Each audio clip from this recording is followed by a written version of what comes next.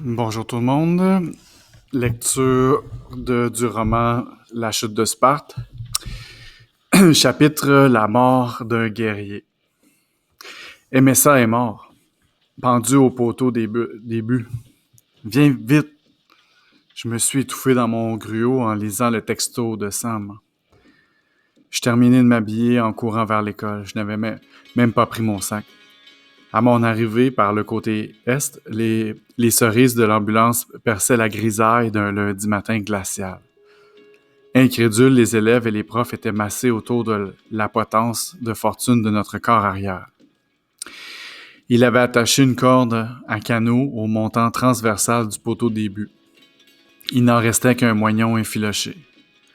On avait sans doute coupé la corde pour cueillir le corps. À côté gisait un escabeau renversé. Le plan était aussi simple qu'efficace. Je retrouvai Sam et quelques joueurs de l'équipe, tous blêmes comme des chandelles. Je m'adressai à lui à voix basse. « Qu'est-ce qui est arrivé? » C'est Sylvie Turmel qui l'a trouvé ce matin en faisant son jogging. Il était déjà mort et raidi par le froid. Il avait mis tout son équipement, même son casque. Il paraît qu'elle s'est mise à hurler en courant comme une folle sur le terrain. On l'a retrouvé caché en boule en dessous d'une estrade. Mais Sam, ça se peut pas. Pas aimer ça. Je refusais de croire à ce que mes yeux voyaient. Mon ami m'étreignit brusquement. Il était aussi sonné que moi. Les profs, autant que les élèves, personne ne bougeait. On serait resté là jusqu'au soir si le directeur n'était pas arrivé pour nous dire de nous réunir au gymnase. Lui aussi paraissait ébranlé, mais il tentait de se maîtriser. On marchait vers le gymnase lentement, sans comprendre. On aurait pu se jeter dans un précipice comme des lemmings. Il y avait plusieurs voitures, dont 2 de police devant l'esplanade.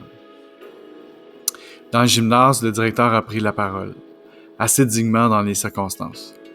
Il a annoncé que les cours étaient suspendus jusqu'à mercredi, mais que l'école restait ouverte et que des psychologues allaient être disponibles pour nous rencontrer. Il nous a présenté leur chef, une petite boulotte qui avait l'air d'avoir vu neiger. La fille a dit les choses telles qu'elles étaient, sans faux fuyant, mais avec une empathie réelle. Le suicide d'un élève bouleversait toute l'école. Il faudrait du temps pour s'en remettre. On allait assister à toutes sortes de réactions. Il ne fallait pas hésiter à parler et surveiller nos amis. Toutes les informations et les nouvelles seraient affichées sur le site internet de l'école. Des sanglots éclataient un peu partout dans la salle, comme autant de foyers d'incendie. Les psychologues prenaient l'élève en charge et le retiraient discrètement du groupe pour éviter la propagation de la crise. Alignés le long du mur, les profs avaient les yeux rougis. Nous ne serions plus jamais les mêmes. Ce fut une semaine très étrange. L'atmosphère était évidemment triste et lourde, mais paradoxalement, empreinte de respect et de douceur. Pas de cris ni de violence. Secoué par la mort, on prenait conscience de la vie. Tout le monde était gentil avec tout le monde. Il n'y avait plus personne à la porte des rejets. La tragédie solidarise. Un seul mot hantait toute l'école. Pourquoi? Pourquoi le suicide? Pourquoi personne n'avait rien vu venir et pourquoi aimer ça? Les demi-dieux ne se suicident pas. Ils accomplissent l'impossible et sont immortels. Saint-Amour roulait en Porsche sur un futur fraîchement bitumé, large comme 8 autoroutes. Si lui n'avait pas d'avenir, aucun d'entre nous n'en avait. C'était précisément ce genre de pensée que les psychologues et la direction redoutaient de voir se propager. Une cérémonie païenne. Les funéraires eurent lieu en 3 temps. Vendredi, on avait organisé une cérémonie sur le terrain de football. Toutes les idées des élèves avaient été mises à contribution. Dans les circonstances, l'action était la meilleure thérapie. Le résultat était naïf et touchant. Après avoir chacun déposé une rose au milieu du terrain, tous les élèves et les membres du personnel s'étaient donné la main autour de la surface de jeu. Je regardais Giroud de l'autre côté. Il suivait la parade mais semblait complètement absent. Il n'avait pas dit un mot depuis lundi. Sur une petite estrade dans la zone des buts, le directeur prit la parole. Tel Léonidas s'adressant aux siens, il fut splendide, digne et solennel. Il transformait le drame en inspiration et nous invitait à méditer ceci. L'excellence, il faut la rechercher pour soi et non l'exiger des autres. Mathieu était un guerrier tombé sur le champ de bataille. Il fallait honorer sa mémoire et forger sa légende.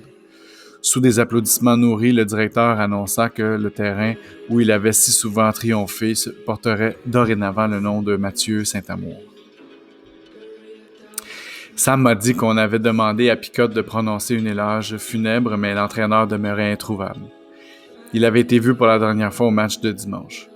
On supposa qu'il était sous le choc. À sa place, le coordonnateur offensif a fait un hommage sincère mais convenu. MSA est un leader, une inspiration, et qu'il repose en paix. Tous les morts sont des saints, c'est bien connu.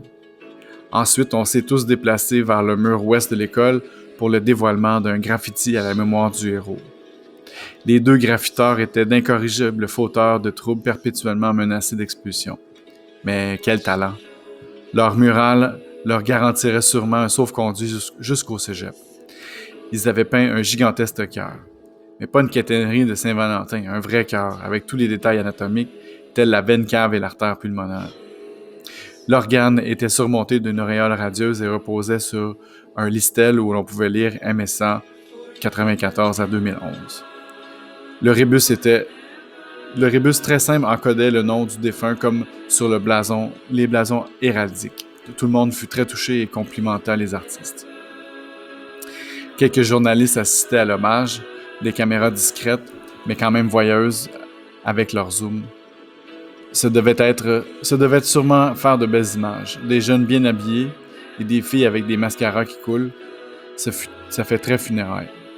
Parmi les vautours, j'ai reconnu Nathalie Saint-Jacques de la presse. Calepin en main, elle abordait les élèves pour recueillir leurs réactions. À quoi s'attendait-elle? C'est super chill qu'un MSA soit suspendu. Je suis bien content pour lui et sa famille, bon débarras. Si jamais elle m'abordait, ça risquait de tourner mal. Je l'évitais soigneusement.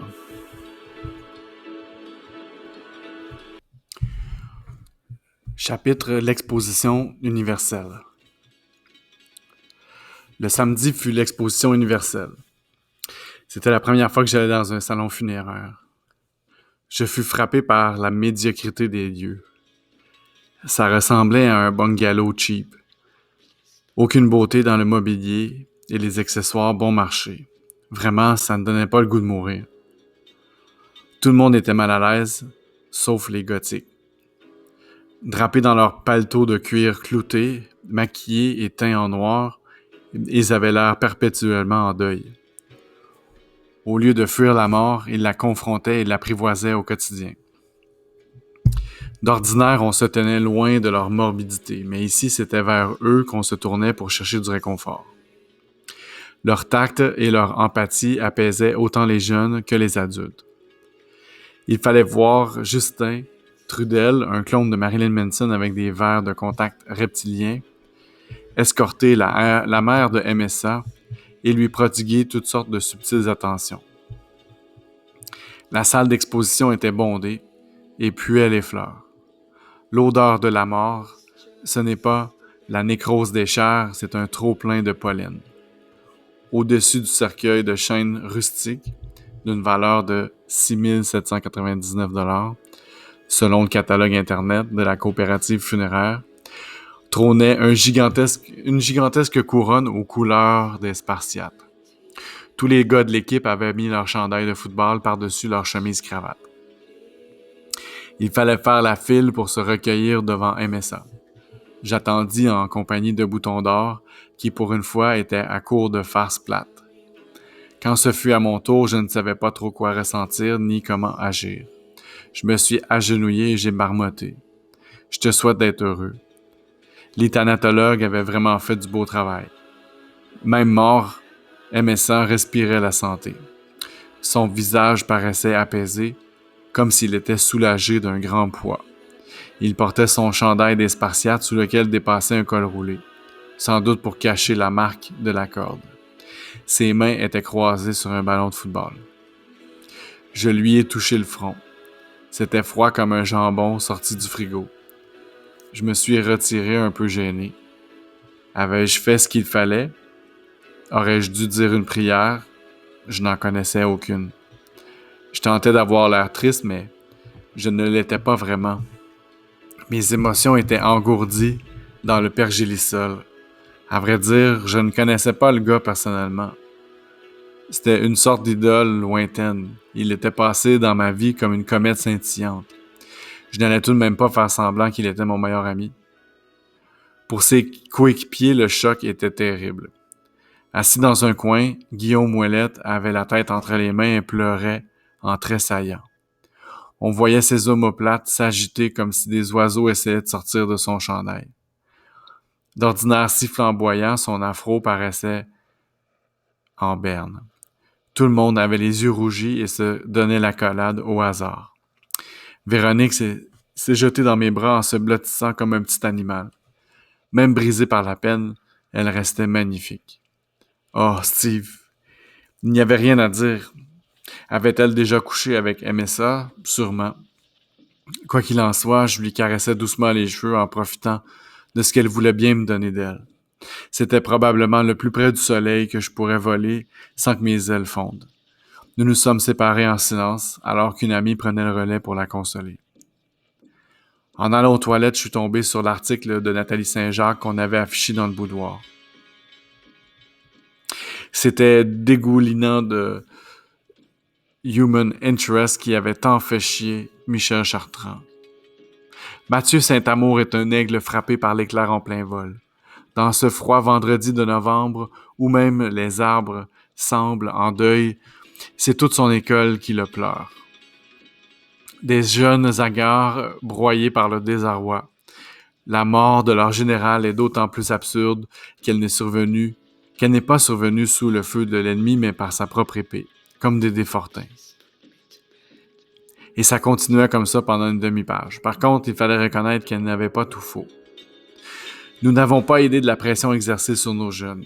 Ils doivent exceller partout pour avoir une chance d'être choisis dans les meilleurs cégeps. Il avait même fait des demandes aux États-Unis. Mathieu Saint-Amour devait impérativement réussir à la fois sur le terrain et dans la classe. Ses parents et ses entraîneurs le voyaient déjà dans la NFL. Pas étonnant qu'il ait décidé de se laisser tomber après le dernier match de la saison. Il n'en pouvait plus. Leur corps d'adulte ne doit pas nous berner. À 17 ans, on est encore un enfant, à bien des égards. Pour que le geste de Mathieu ne soit pas inutile, nous devons tous réfléchir à ce que nous exigeons de nos ados. Et si on les laissait un peu être heureux, sans leur faire croire que le reste de leur vie dépend de leur prochaine relevée de notes. Bien que péremptoire, cette tentative d'explication de l'inexplicable tenait la route. En ce qui me concerne, un problème que je percevais autour de moi était le vertige devant l'immensité des possibles. Les profs nous répétaient sans cesse combien nous étions chanceux de vivre à notre époque où on pouvait exercer le métier qu'on voulait. Dans le répertoire de l'orienteur, on comptait plus de 2000 métiers et professions exerçables au Québec. Seulement dans les A, ça allait d'agent de sécurité à astrophysicien. Nous étions seuls dans une barque au milieu de l'océan. Vers où mettre le cap? Comment être certain de faire le bon choix? Et comment gouverner avec le vent de face? On n'en parlait jamais, mais en secondaire 5, nous étions plusieurs angoissés sur notre choix de carrière. Et le suicide de Saint-Amour nous ramenait le problème en pleine face. Quel avenir pour nous? Il y en avait sans doute un peu de notre propre affolement dans nos peurs pour MSA. À propos, Nathalie, es-tu encore convaincue que 82% des jeunes sont heureux? Ça devenait trop lourd. J'ai croisé Samir et sans se parler, on a ramassé Louis-Étienne pour aller fumer un joint derrière. On n'était pas les seuls. On a partagé le calumet en respirant à grandes bouffées. On s'abreuvait au l'été pour oublier notre douleur. On ne savait pas trop quoi faire ni quoi dire, mais personne ne voulait rentrer chez lui. On s'est ramassé une demi-douzaine au McDo pour partager des frites. Avec nos vêtements noirs et nos airs sombres, on avait l'air d'une bande de corneilles aux ailes coupées.